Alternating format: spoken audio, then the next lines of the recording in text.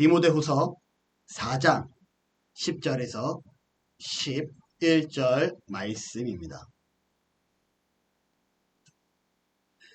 제가 봉독하여 드립니다. 데마는 이 세상을 사랑하여 나를 버리고 데살로니가로 갔고, 그레스게는 갈라디아로, 디도는 달마디아로 갔고, 누가만 나와 함께 있느니라. 내가 올 때에 마가를 데리고 오라. 그가 나의 일에 유익하니라. 아멘. 말씀 제목은 어떠한 자를 따르기 원하십니까? 라는 제목으로 함께 말씀을 좀 나누고자 합니다.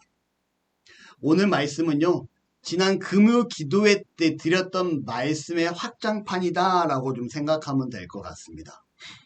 우리가 살아가면서 위인들이라는 사람들, 그리고 위인전기라는 책을 통해서 혹은 SNS와 같은 소셜미디어를 통해서 그러한 사람들을 다양하게 접하게 됩니다.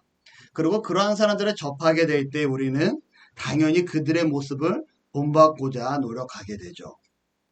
지난주에는요, 사회에서 성공한 사람들이 자신들의 성공 노하우를 강연 혹은 책을 통해서 전해주는데, 실질적으로 대부분의 많은 사람들은 그거를 듣기만 하고 감동만 받지 행동하는 자가 별로 없다라는 말씀을 드리게 됩니다.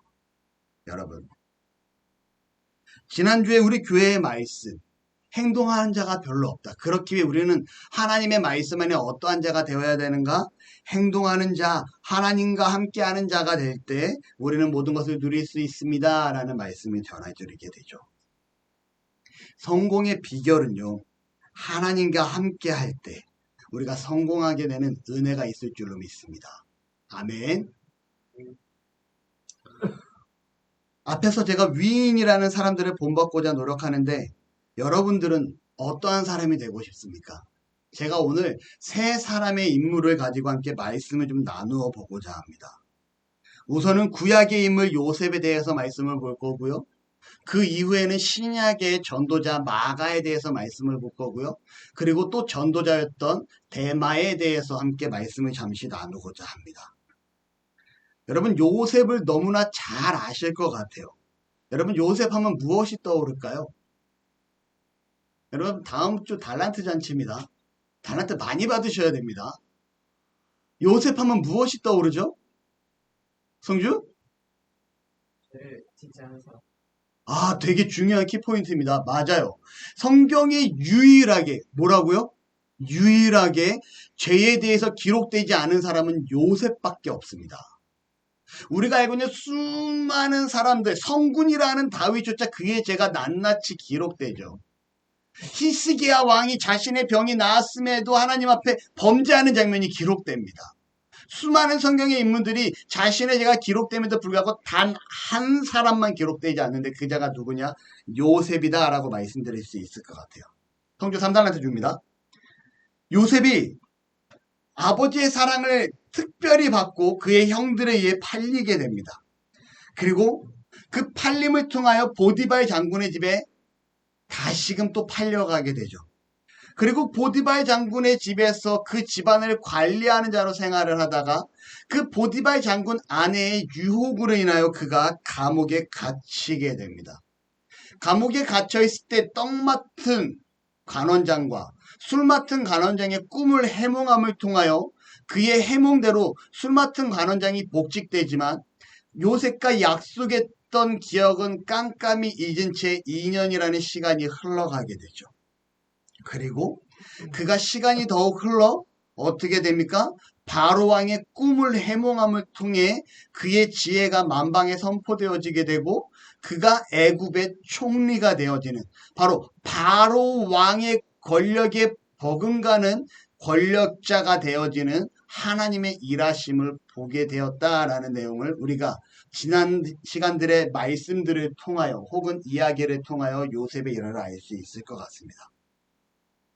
다시 말씀드리면 제가 아까 성주가 요셉은 범죄하지 않은 자입니다 라고 얘기하잖아요. 그 부분을 가지고 한번 말씀을 나눠보려고 합니다. 단 한 번도 하나님 앞에 범죄한 자의 범죄 기록이 요셉은 없다라는 거예요. 그는 정말로 하나님 앞에 서고자 했던 자였다라는 겁니다. 보디발 아내, 여러분 보디발 아내의 유혹 앞에서 요셉은 이렇게 고백합니다. 창세기 39장 9절에요. 이 집에는 나보다 큰 이가 없으며 주인이 아무것도 내게 금하지 아니하였어도 금한 것은 당신뿐이니 당신은 그의 아내이라. 그런지 내가 어찌 이 큰 악을 행하여 하나님께 죄를 지으리까. 여러분, 요셉이 어린 시절에 형들에 의해서 팔림을 당합니다. 아라비아 상인들한테 팔림을 당하고 그 팔림을 당한 이후에 다시 또 팔림을 당하는데 보디발이라는 사람의 집에 팔려가 그 집안의 종으로 살기 시작을 하죠. 그런데 여러분, 이 요셉이 보디발 장군의 집에서 짧은 시간 머물러 있었을까요? 아니요. 그는 성경의 기록은 짧을지 모르지만 결코 짧지 않은 수년의 시간을 보디발 장군의 집안에서 머물게 됩니다. 그가 그 집안에 머물다 보니 열심히 하다 보니 보디발 장군이 이 요셉이라는 자를 신뢰하기 시작을 하고요. 보디발이 먹는 음식과 그의 아내 외에는 내가 모든 것을 할 수 있다라는 보디발 장군 집안의 정권을 위임하게 됩니다. 그런데 여러분, 이 요셉에게 지금 어떠한 문제가 발생하는가? 바로 이 혈기왕성한 이 요셉 앞에 보디발의 아내가 그를 유혹하기 시작했다라는 겁니다. 여러분, 성경에서는요, 죄에 대하여 분명하게 기록합니다. 베드로전서 5장 8절에는 죄 가운데 이렇게 기록해요. 근신하라, 깨어라. 너희 대적 마귀가 우는 사자와 같이 두루 다니며 삼킬 자를 찾나니 너희는 믿음을 굳게 하여 저를 대적하라. 저 죄에 대하여 대적하라 라고 정확하게 기록하고 있다라는 거죠. 요셉은 보디발 아내의 유혹 앞에 하나님 앞에 죄를 짓지 아니하기 위해 그가 어떠한 일을 행합니까? 창세기 39장 12절과 13절의 말씀을 보면요. 그의 옷을 붙잡고 그를 유혹하는 보디발 아내 앞에 요셉은요. 그 옷을 벗어 버려두고 도망하는 장면을 보여주게 됩니다. 성경의 외적인 모습에 대하여 39장 6절에 요셉은 어떠한 자라고 기록하냐면요. 성경에 요셉을 가리켜서 용모가 빼어나고 아름다웠더라 라고 기록합니다. 다시 오늘날로 표현하면요. 요셉은 어떠한 자였냐? 여러분, 그는 충분히 매력적인 남성이었고요. 풍채와 외모와 이 모든 것이 출중한 자였다라고 성경은 얘기하고 있다라는 거예요. 그런 요셉의 모습, 이러한 건실한 청년의 모습을 봤을 때 보디발의 아내는요, 이 요셉을 유혹하고자 했다라는 거죠. 이미 요셉은 어떠한 자였냐? 보디발 장군의 집에서 모든 것을 누리며 자기의 마음대로 할 수 있는 권력의 위치에 있었습니다. 에이, 목사님, 한 사람이 집에서 살아가는 게 어떻게 권력이라고 표현할 수 있겠습니까? 라고 얘기하지만 성경은요, 보디발 장군을 가리켜서 뭐라고 얘기하는가? 바로 왕의 친위대장이다 라고 기록하고 있습니다. 보디발의 권력은요, 고대 근동 문화를 찾아봤을 때 왕의 친위부대의 책임자입니다. 왕궁의 경호처와 처행 집행권까지 가진 아주 고위 관리직이었다라는 거죠. 오늘날로 말하면요, 그냥 법무부 장관, 아니면 우리나라의 판사, 아니면 그것보다 더 높은 총리직, 이 정도의 권력을 누리고 있던 자가 누구였냐? 보디발이 장군이었다라는 겁니다. 여러분, 이런 것을 누리는 자가 지금 누구였냐? 바로 요셉이었다라는 거죠. 제 친구가요, 어느 날 제가 이제 군대 전역하고 이 친구는 사병으로 갔다가 3군 사령관, 3사관 학교를 거쳐서 3군단에 들어가게 됩니다. 근데 이 친구가요, 원래 러시아에서, 한국에서 있다가 우리나라 최초로 선교사로 갔던 선교사님의 아들이에요. 제 친구입니다. 그런데 이 친구가 선교사로 갔던, 그 당시 소련으로 선교사로 갔던 그분의 아들인데, 어린 날에 초등학교 4학년에 소련으로 넘어가다 보니, 지금은 러시아겠죠? 그 소련으로 넘어가다 보니 어린 시절에 러시아를 습득하기 시작하고 러시아를 잘해요. 그리고 이 친구가 산테프루크 대학이라는 영어 러시아 학과에 가게 됩니다. 영어를 러시아로 번역하는, 러시아를 영어로 번역하는 이과에 가게 돼요. 여러분, 실력이 좋은 친구죠. 그러니까 산타페르크 대학이 전 세계 50위 안에 있는 대학입니다. 근데 중요한 건요, 이 친구가 한국으로 오게 돼요. 이유는요, 이 친구 아버지가 해군인가 해병대가 SST 출신이에요. 너도 군대를 가서 너는 해병대를 지원하라 해가지고 시민권이 있음에도 불구하고 한국에 보내버립니다. 그래서 이 친구가 군대 가기 전에 저희 집에 며칠 묵고 있어요. 그런데 여러분, 이 친구가 육군을 지원을 합니다. 아버지의 말씀으로 이거 육군을 가요. 난 죽어도 해병대 못 갈 것 같아. 그리고 육군을 갔는데 이 친구가 신문기사에 납니다. 시민권을 포기하고 한국 군대에 입대했다. 여러분, 아주 군대에서 이슈화시키기 좋은 친구예요. 그래서 이 친구가 사병으로 있다가 뭘로 가냐? 삼사관 학교로 갑니다. 삼사관 학교로 가서 장교가 돼요. 사병이 아니라 장교가 돼요. 근데 장교가 돼서 거기서 끝나는 것이 아니라 3군단의 군단장을 보좌하는 보좌관이 됩니다. 여러분, 이 친구가 어깨가 어땠을까요? 하늘 높은 줄 모르고 올라가죠. 뿜뿜입니다. 왜요? 전화를 통화하는데 3군단장이 되고 이 친구가 독일로 거의 6개월 동안 군인의 신분으로 출장을 다녀오기도 해요. 군단장의 직속 보좌관의 역할로. 여러분, 어깨가 높아집니다. 우리나라의 한 개의 군단에 책임지는 군단장의 보좌관만 해도 이 친구가 권력을 누릴 수 있는 상황이 돼요. 지금은 삼성전자 러시아 법인에 있습니다. 친구가. 그런데 여러분, 중요한 것은요. 오늘 지금 얘기하는 요셉은요. 그 정도의 권력을 누리는 것이 아니라 완전히 왕 직속 부대 모든 권력을 휘어잡을 수 있는 친위대장의 집안에서 그가 모든 것을 관할할 수 있는 그런 위치에 있는 자였다고요. 다시 물어봅니다. 요셉이 부족한 게 있습니까? 없습니까? 여러분, 그는요, 비록 팔려왔지만, 종의 몸으로 팔려왔지만, 지금 요셉이 살아가야 되는 조금의 부족함도 없다라는 거예요. 그런 그에게 문제가 발생되는데 그 문제는 무엇이냐? 보디발의 아내가 그를 유혹하기 시작했다라는 거죠. 자, 여러분, 단 한 번만 눈 감으면 됩니다. 단 한 번만 하나님 모른 척 하면 됩니다. 보디발 아내의 유혹에 한 번만 유혹 받아주면 자신은요 여전히 그 권력을 누릴 수 있고요. 자신은 여전히 보디발 양군의 그 총리로서 그 집안에서 모든 권력을 행사할 수 있는 권력자로 살아갈 수 있습니다. 그런데 요셉은요 그렇지 않았다라는 거예요. 아무도 모릅니다. 성경에 뭐라고 기록하냐? 39장 11절에 그 집 사람들은 아무도 집에 없었더라. 여러분, 아무도 집에 없습니다. 어느 누구도 모릅니다. 누구만 알고 있습니까? 보디발의 아내와 요셉 자신밖에 모른다라는 상황이에요. 이 상황 가운데 지금 요셉은 뭐라고 얘기합니까? 내가 어찌 이 큰 악을 행하여 하나님 앞에 죄를 지으리까라고 얘기하며 도망가는 장면을 보게 됩니다. 남 한 번만 눈 감으면 되는데, 내가 한 번만 모른 척 하면 되는데, 이번 한 번만 넘어가면 되는데, 그 한 번이 요셉은 뭐라고 얘기합니까? 어찌 하나님 앞에 내가 이 큰 죄악을 범하리까라고 그는 고백하며 그 죄악된 장소에 과감히 뿌리치고 도망하는 모습을 말씀을 통해 보게 되죠. 여러분, 요셉은 어떻게 됐을까요? 이 한 번의 유혹을 뿌리침을 통해 그는요 모든 것을 내어놓게 됩니다. 보디발 장군에서 누리던 이 모든 것들을 다 내려놓고요.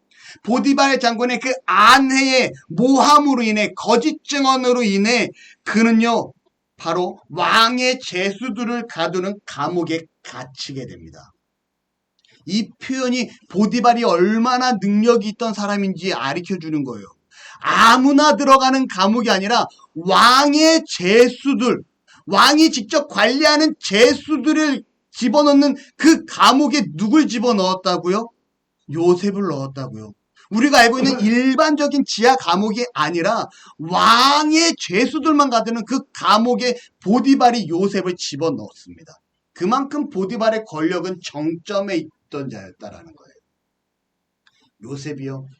그 모든 권력을 누리던 입장에서 눈 한 번 감으면 끝나는 걸, 모른 척 한 번 하면 끝나는 걸, 하나님 앞에 한 번만 머리 숙이고 눈 한 번 감고 하나님 이번 한 번만 넘어가 주세요라고 했으면 자신은 여전히 누릴 수 있는 권력이었음에도 불구하고 내가 어떻게 하나님 앞에 죄악을 범하리까라고 그가 고백하며 결과적으로 모든 것을 빼앗긴 채 감옥에 갇히는 신세가 되게 됩니다. 요셉이 감옥에 얼마 동안 있었을까요? 못해도 2년 이상은 있었습니다. 왜냐하면 술 맡은 관원장과 떨 맡은 관원장의 그들의 꿈을 해몽해주고, 술 맡은 관원장은 복직되고 떡 맡은 관원장은 사형에 처해지게 되죠. 술 맡은 관원장이 요셉을 왕에게 아뢰어 억울한 누명을 풀어주기로 했는데 그가 깜빡합니다. 몇 년 동안? 2년 동안. 그러면 요셉은요, 적어도 감옥에서 2년 이상이라는 시간을 머물러 있게 되었다라는 거죠. 하지만 놀라운 것은요, 여러분, 요셉은 그 감옥 안에서도 불평과 불만과 투쟁을 하는 것이 아니라, 하나님을 원망하는 것이 아니라, 자신이 그 안에서 또 수고하고 자신의 본 모습으로 열정적으로 들어가자 어떻게 합니까? 감옥의 전반적인 재반 사항을 요셉을 통해서 간수가 관리하게 되는 말씀이 기록됩니다. 다시 말하면 요셉은 비록 죄수의 신분으로 감옥에 있지만 그 감옥의 전반적인 모든 재반을 누가 관리하게 되냐? 요셉이 관리하게 했다라는 거죠. 그러면서 성경은 기록하시되 하나님께서 요셉을 형통하게 하셨더라라고 기록합니다. 하나님께서 요셉과 함께 하시는 거예요. 말씀을 붙잡고 살아가는 요셉. 단 한 번의 범죄함도 스스로 용납하지 아니하고 온전히 하나님 앞에 서고자 했던 그 요셉. 하나님은 그의 인생을 형통하게 하십니다. 그리고 훗날 바로의 꿈을 해몽함을 통하여 요셉이 감옥에서 나오게 되고 그의 지혜로 말미암아 바로왕은 요셉을 애굽의 총리로 세우게 됩니다. 이제는 이 애굽의 총리가 됨을 통하여 보디발 장군보다 더 높은 위치의 권력에 서게 되고요. 애굽에서 가장 권력의 정점이라는 이루 바로 왕. 이 왕과 동일한 권력을 누릴 수 있는 권한을 바로 왕에게 위임받게 됨을 보게 됩니다. 정말로 이집트의 역사에 보면요, 요셉이라는 한 총리가 있었고 이 요셉이라는 총리가 있을 때 애굽이 가장 부하고 강성했다라는 역사적인 기록도 현재 존재합니다. 그리고 나서 이 요셉을 통하여 하나님은 어떠한 일을 이루십니까? 이스라엘 백성이 기근과 고통 속에 헤매고 있을 때 애굽의 고센이라는 지역으로 이스라엘 백성을 이주시키는 역할을 감당하는 자로 하나님께서 세우시게 됩니다. 여러분, 요셉은요, 하나님 앞에 단 한 번의 사고도, 단 한 번의 범죄도 스스로 용납하지 않았다라는 거예요. 결과적으로 그러한 믿음의 사람을 하나님께서 어떻게 하셨냐? 형통하게 하셨더라. 하나님께서 그 믿음의 사람을 어떻게 하십니까? 애굽 당시 모든 권력의 정점에 선 국가, 그 정점에 선 권력의 중심에 누굴 세우셨냐? 요셉을 세우시고 요셉을 통하여 하나님의 일을 이루어 가셨다라는 거죠. 여러분, 그렇게 살 수 있겠습니까? 내 앞에 조금이라도 하나님 앞에 범죄하지 아니하겠습니다.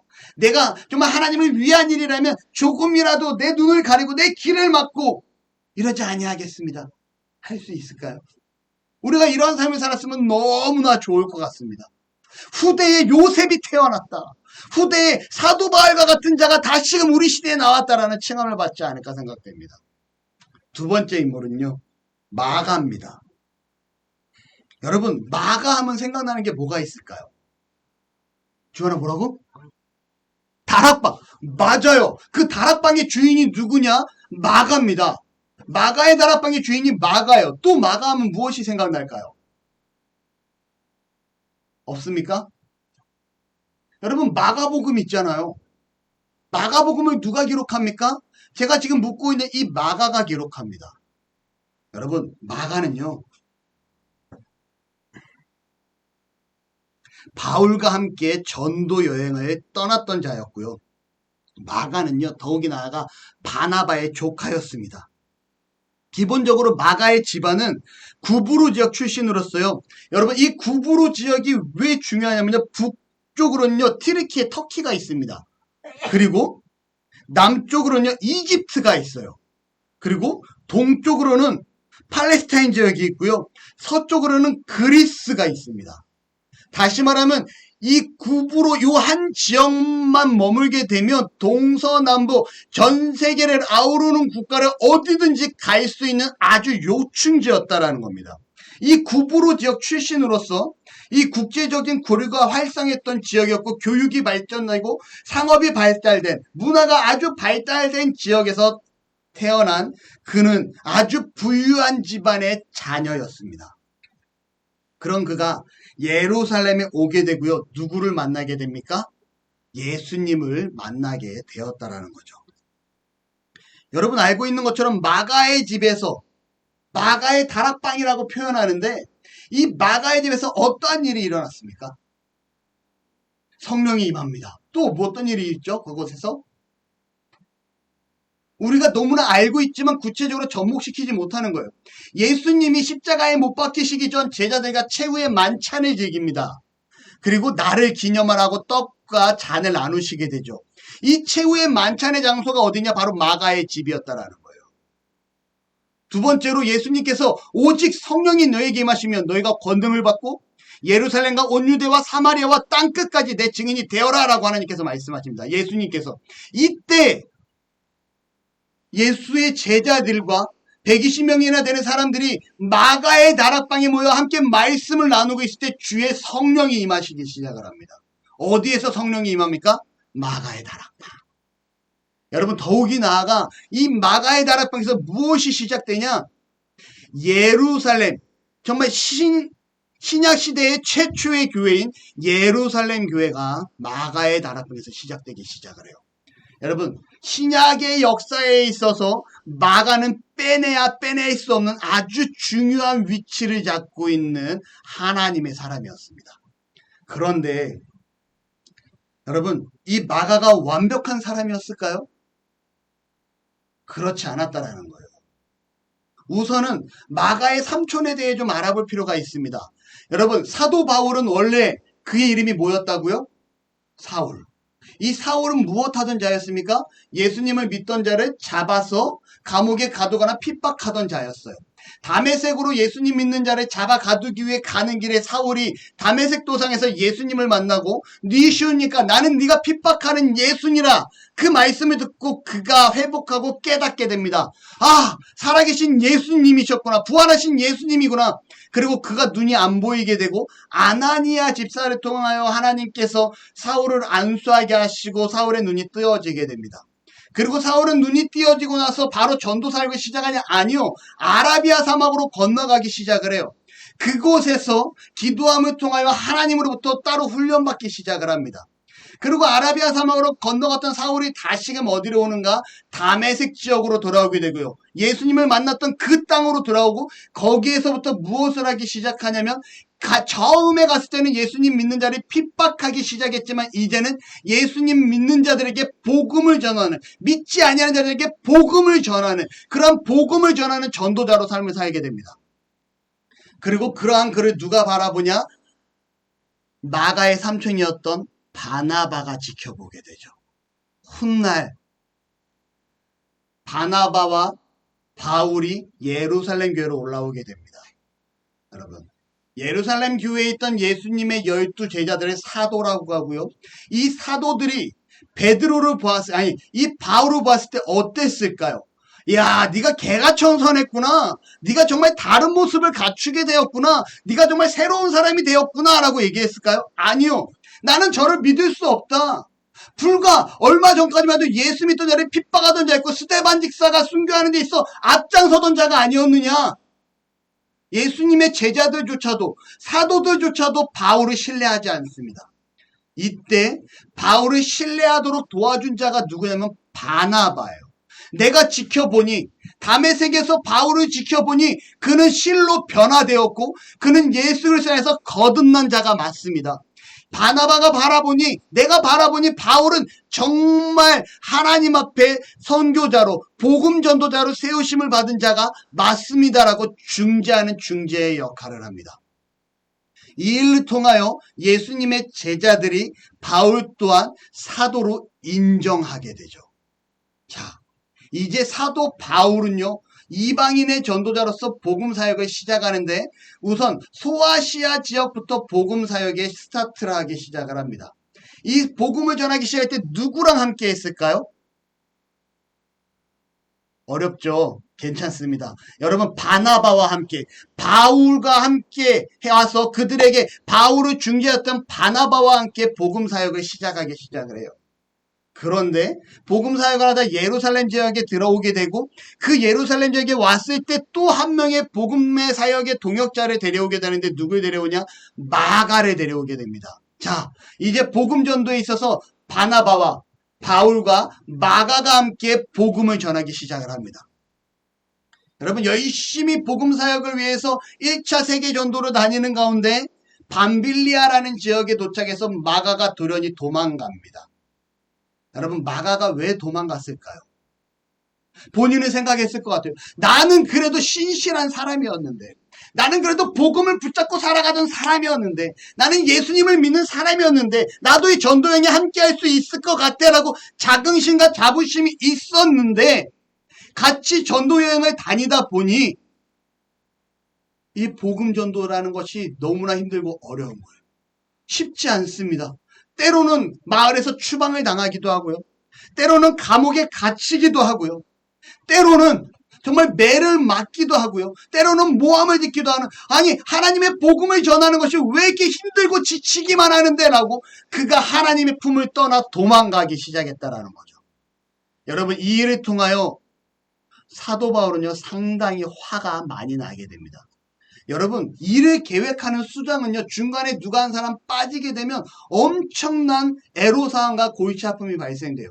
뭔가 프로젝트를 진행하는 가운데 누구는 1번을 담당하고 누구는 2번을 담당하고 누구는 3번을 담당한다 했을 때 1번과 2번과 3번이 자연스럽게 진행되어야 되는 이 과정에서 한 명이 빠져버리면요 이 자리를 어떻게 메꿔야 되는가, 이걸 어떻게 대체해야 되는가, 여러분 막막해지는 게 바로 리더자의 위치입니다. 그런데 여러분, 이 일로 인하여 사도 바울도 마찬가지로 각자의 역할 분발을 했을 거고, 역할 분배 가운데 마가가 밤빌리아 지역에서 도망하자 그가 너무도 화가 났을 것 같아요. 시간이 지납니다. 2차 전도 여행이 시작이 됩니다. 2차 전도 여행을 시작하는 가운데 바울과 바나바가 엄청나게 싸우기 시작을 해요. 이유는요, 바나바는 마가를 데리고 가자라고 얘기합니다. 아니, 왜 마가를 데리고 가자 하느냐? 그래서 바나바가 이렇게 얘기해요. 그가 변화되었고 그가 이제는 다시금 함께 할 수 있을 만큼 다시금 성숙하게 되었으니 마가를 데리고 2차 전도 여행을 떠나자라고 얘기합니다. 사도 바울은요, 말도 안 되는 소리 하지 마라. 한번 도망갔던 자를 다시금 아니다. 같이 할 수 없다. 여러분, 바나바에게는 마가가 어떠한 존재입니까? 자신의 조카입니다. 보다 좀 너그러운 마음으로 좋은 모습으로 조카를 바라볼 수 있을 것 같아요. 하지만 바울은요 전혀 어떠한 혈연관계도 있지 아니한 자입니다. 이유 불문하고 한번 나를 떠나갔던 자가 다시 나에게 온다? 쉽게 마음이 열리지 않을 것 같다라는 거죠. 이 일로 인하여 바울과 바나바가 엄청 크게 싸우고요. 결과적으로 그들은 따로 흩어져서 한 명은 해상으로 복음을 전하러 가고요. 한 명은 육로로 복음을 전하러 흩어져 가게 됩니다. 그래서 바울과 바나바가 함께한 것이 아니라 바울과 실라가 함께 전도 여행을 떠나게 된 거예요. 자, 여러분, 마가는 어땠습니까? 나는 하나님 앞에 제대로 설 수 있을 것 같았어요. 나는 열심히 신앙생활할 수 있을 줄 알았어요. 나는 내 모든 것을 내어맡기고 하나님 앞에 드릴 수 있을 줄 알았다고요. 그런데 막상 하나님 앞에 살다 보니까 내가 속물이네. 내가 하나님 앞에 제대로 서지를 못하네. 내가 하나님 앞에 충성을 못하네. 내가 세상이 아까워 세상 앞에 내려놓을 수가 없네. 이게 마가의 심정이었던 거예요. 그래서 그가 하나님을 떠납니다. 그랬던 마가. 근데 제가 신약시대에 정말 중요한 인물로 기억해야 될 자가 마가라고 말씀드리잖아요. 그가 돌아섭니다. 그가 회심합니다. 마가복음에 보면요, 14장 51절과 52절에 이런 말씀이 있어요. 마가복음 누가 기록했다고요? 마가가 기록합니다. 사도 바울과 함께했던 이 마가가 도망갔던 그 마가가 기록한 게 마가복음이에요. 마가복음 14장 51절 52절에 이 기록이 있습니다. 한 청년이 벗은 몸에 배 혼이불을 두르고 예수를 따라오다가 무리에게 잡힘에 배혼이불을 버리고 벗은 몸으로 도망하니라. 여러분, 배혼이불이라는 건요, 엄청 부잣집에서만 가지고 올 수 있는 이집트산인가? 이태리산, 아무튼 되게 유명하고 비싼 옷감이에요. 이거를 이불로 덮고 자고 있던 마가였으니까 얼마나 그의 집안이 부유한 집안인지 알 수 있는 하나의 예시입니다. 그가 잠을 자고 있는데 집안에 누워있는데 소식이 들립니다. 예수 그리스도가 잡혔대. 로마 군사들이 예수님을 끌고 가고 있대. 그가 놀라서 벌쩍 일어나 옷도 입기 전에 배혼이불을 그냥 둘러맨 채로, 그 거죽대기를 둘러맨 채로 뛰어나갑니다. 예수님의 붙잡혀가는 그 장면을 봅니다. 그런데 그 마가를 보고 너도 저 예수와 같은 작자가 아니냐라는 말을 듣게 되고, 군사들이 이 마가를 잡으러 오자 마가가 어떻게 합니까? 그 혼이불을 버려두고 벗은 채로, 잠자던 모습 그대로 나왔던, 혼이불만 거치고 나왔던 그가 그 옷을 벗은 채로, 발가벗은 채로 도망간 자가 있다. 근데 그 도망간 자가 누구라는 거예요? 나다라고 얘기하고 있는 거예요. 여러분, 나의 과거를 드러냅니다. 왜 드러냅니까? 과거에 지나간 나의 과거, 지나간 나의 잘못을 드러낸다라는 건 다시는 이러한 일을 범하지 않으리라라는 자신의 간절한 고백입니다. 오늘 마가는 뭐라고 얘기하는 거냐? 내가 다시는 이러한 잘못을 범하지 않을 거야 라고 스스로 다짐하며 만방에 고백하는 내용이라고요. 우리나라에 옛날에 100년 전에 평양에서 대부흥운동이 일어납니다. 어마어마한 부흥의 물결로 대한민국이 정말 기도의 도가니가 될 정도로 부흥의 물결이 일어나는데, 그때 그 부흥의 물결의 시초가 누구였냐? 길선주라는 장로님이 내가 내 친구의 재산을 빼돌렸다라는 고백을 통하여, 자신의 회개를 통하여 수많은 부흥집회 사람들 앞에서 내가 이러한 죄를 지었습니다. 내가 정말 화염맞은 자입니다라는 고백을 통하여 그 교회가 기도의 불을 일기 시작을 하고 변화가 되고 평양 대부흥이 일어나기 시작을 합니다. 여러분, 내 잘못에 대한 고백은요, 변화의 시작이라는 거예요. 지금 중국이 난리가 났습니다. 아십니까? 731이라는 영화가 개봉을 했대요. 여러분, 731 부대가 뭡니까? 2차 세계대전 때 생체 실험을 하던 부대가 731 부대입니다. 이걸 마루타라고 얘기하기도 해요.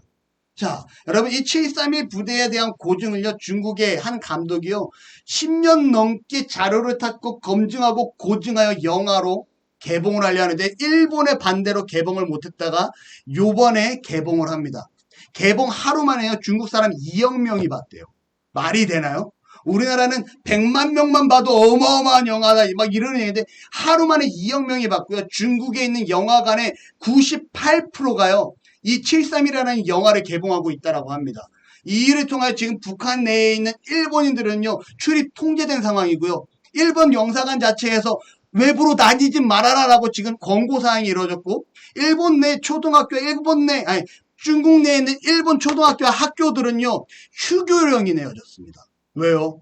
중국 사람들의 구구들에 의해서 그들이 피해를 입을까봐. 그리고 지금 중국의 사복 경찰들이 그 주변 일본인들이 거주하는 지역을 두루 돌아다니고 있다라고 합니다. 왜요? 문제가 생기지 않게 하기 위해서. 이러한 일이 왜 일어날까요? 나의 과거의 잘못을 덮어놓게 되면 결국 이 덮음을 통하여 문제는 더욱더 야기되게 됩니다. 반면에요, 똑같이 일본과 같이 이러한 만행과 자행을 저질렀던 독일은 어떻습니까? 이 나치 국가였던 독일은요, 우리의 후손들은 이러한 죄를 범하면 안 됩니다라고 그 선조들이 잘못했던 내역들을 고스란히 박물관에 전시합니다. 그리고 후손들을 통하여 그 박물관에 가서 우리의 선조들이 2차 세계대전 때 이러한 잘못을 했으니 너희들은 하면 안 된다라는 그러한 교육을 보여주고 있다라는 거죠.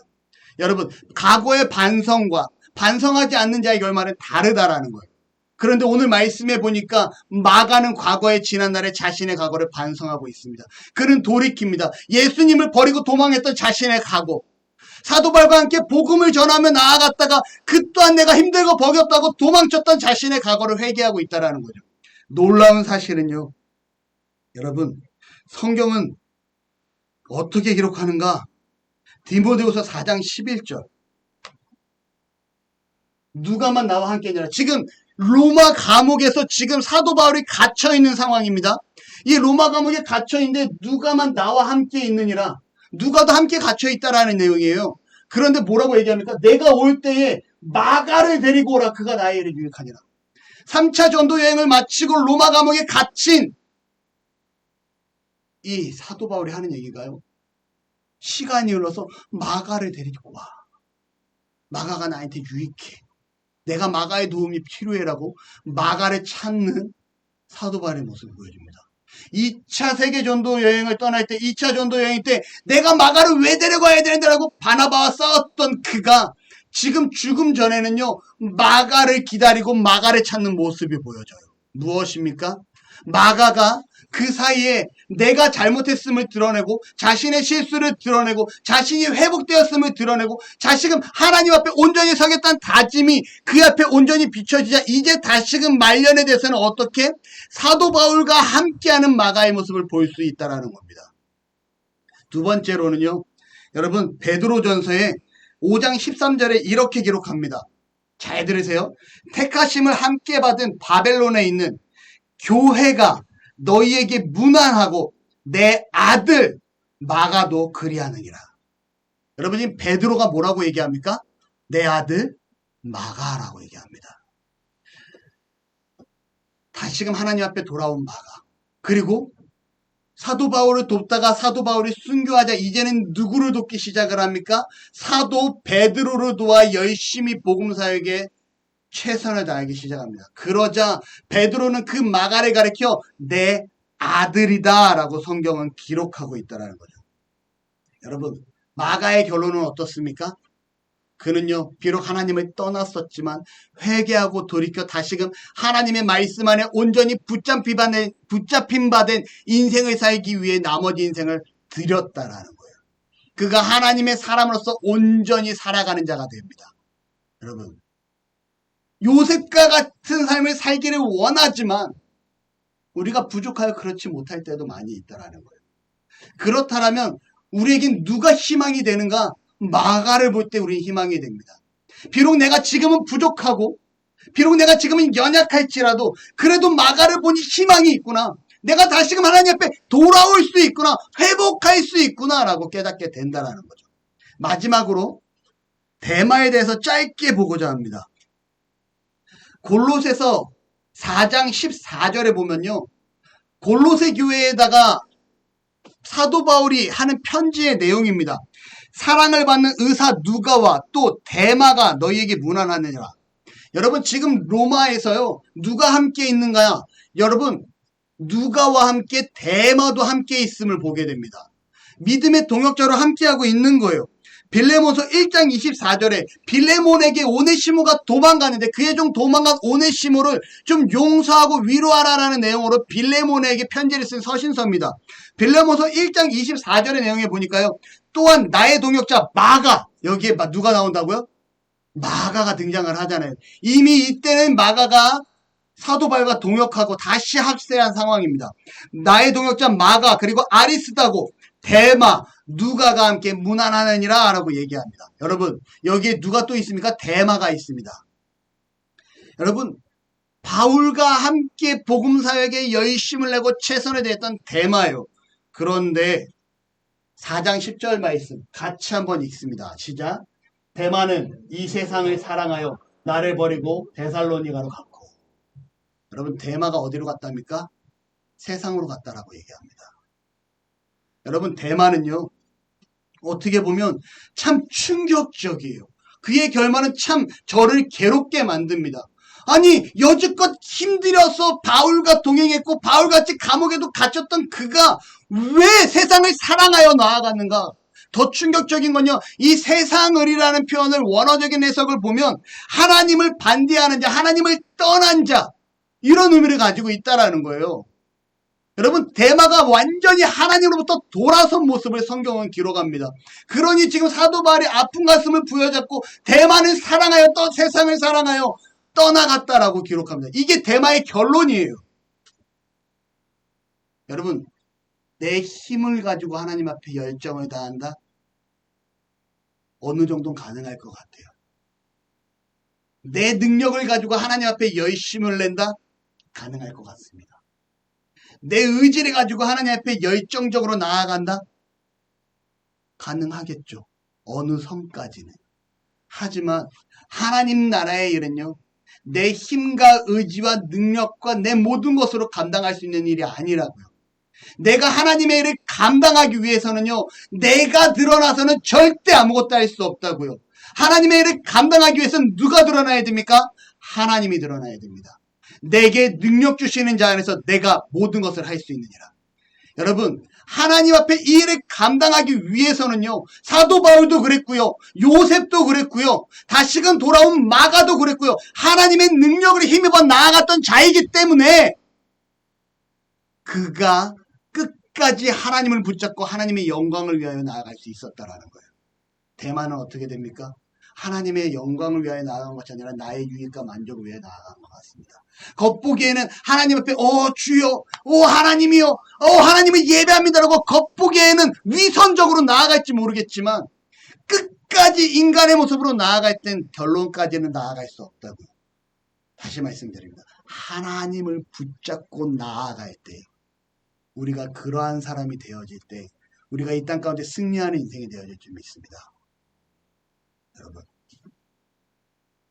누구와 같은 사람이 되기를 원하십니까? 요셉과 같은 사람, 대마와 같은 사람, 아니면 마가와 같은 사람. 저는요, 우리 나눔의 가족들이 요셉과 같은 자가 되기를 축원합니다. 혹여나 요셉과 같이 부족하다 하면 마가와 같은 자가 되기를 소원합니다. 절대로 대마와 같은 자는 되지 않기를, 하나님을 의지하며 나아가는, 약한 우리를 지키시고 약한 우리를 채우시는 그러한 은혜가 있기를 바랍니다. 할렐루야. 하나님 참으로 감사합니다. 우리를 사랑하시고 예배자로 세우셨으며 예배하고 말씀을 듣고 찬양하며 기도할 수 있는 은혜를 허락하신 하나님 감사드립니다. 우리의 삶이 요셉을 본받게 하시고 우리의 삶이 마가를 본받게 하시고 정말 나의 힘과 나의 능력을 의지하며 나아가는 대마와 같은 자가 되지 아니하기를 원합니다. 내게 능력 주시는 자 안에서 내가 모든 것을 할 수 있나라는 주의 말씀처럼 우리가 온전히 하나님만을 의지하며 하나님 앞에 나아가는 믿음의 성도들 되어지도록 주께서 주장하시고 주께서 인도하시고 주께서 함께하여 주옵소서. 이제는 우리 주 예수 그리스도의 은혜와 하나님 아버지의 놀라우신 사랑하심과 성령 하나님의 함께하심이 말씀을 듣고 요셉과 같이 마가와 같이 그러한 삶을 다짐하는 나눔의 성도들 머리 위에 지금으로부터 영원토록 함께 있을지어다. 아멘.